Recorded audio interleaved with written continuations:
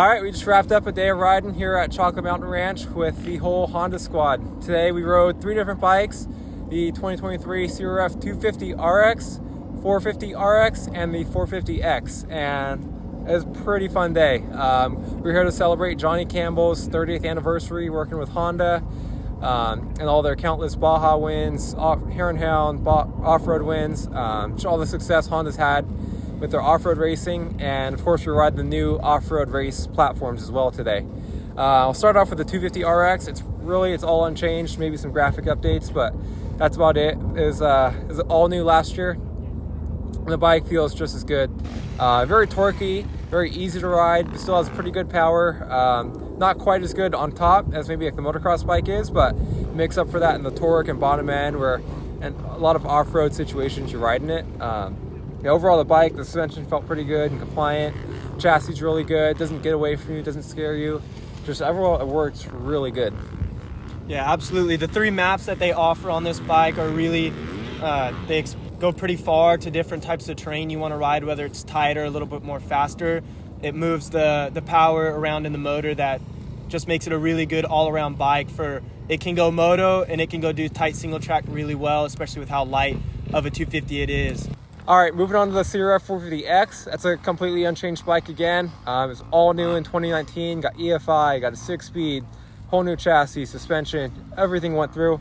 This was my very first time riding an X, either a Gen 1 or Gen 2, and I was blown away at how good the Gen 2 X is right out of the gate. Very easy to ride, very like electric power band, smooth, torquey, always getting traction.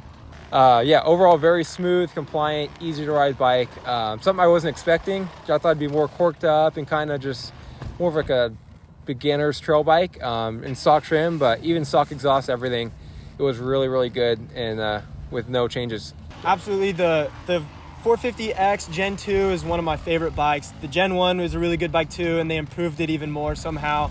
It's just one of the best trail riding bikes out there for somebody that's just trying to get out and honestly get into racing or just riding, or somebody who's at the top caliber. I mean, it's won Baja championships now, the Baja 1000 a few times, so has the Gen 1s, and the handling on it is just perfect for scenarios like this. It can go into tight stuff, it can go into fast stuff. This bike, you just can know what it's going to do and how it's going to react, and the motor on it just feels like a very smooth from the bottom to the top, but it just delivers power everywhere. So definitely one of my favorite off-road bikes. All right, moving on to the one bike that has changed for 2023. That is the CRF450RX. To the naked eye, it might look completely identical, but there are quite a few changes that on paper and on the track do make a big difference. Overall, it's just easier to ride, plain and simple. The motor changes and kind of the chassis changes. They made it more compliant. It's a little more torquey, not so violent and aggressive and hard-hitting down low. Still revs out plenty. It wasn't super fast stuff today. More tight, technical, second, third gear trails and rocks. But we still got a few sections where we could open it up, and yeah, the bike has plenty of power. It definitely doesn't lack in that department. Very lively and fun power, but still easy enough to manage that it wasn't too much of a handful in the tight stuff. And moving on to the suspension. Suspension overall felt pretty good. We started with like 105 millimeters sag, and I took a turnout of preload just to get it to be a little more stable and a little less stink bug in the rear, and that helped quite a bit.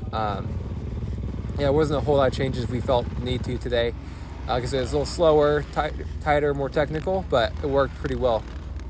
And the chassis, same thing. Overall very stable, not too twitchy like it has been in the past. We feel confident that it's an improved machine. Say one thing that we didn't like on this bike, and it kind of goes for most bikes, but this bike in particular, is the AT81 front tire. Just not very confidence inspiring.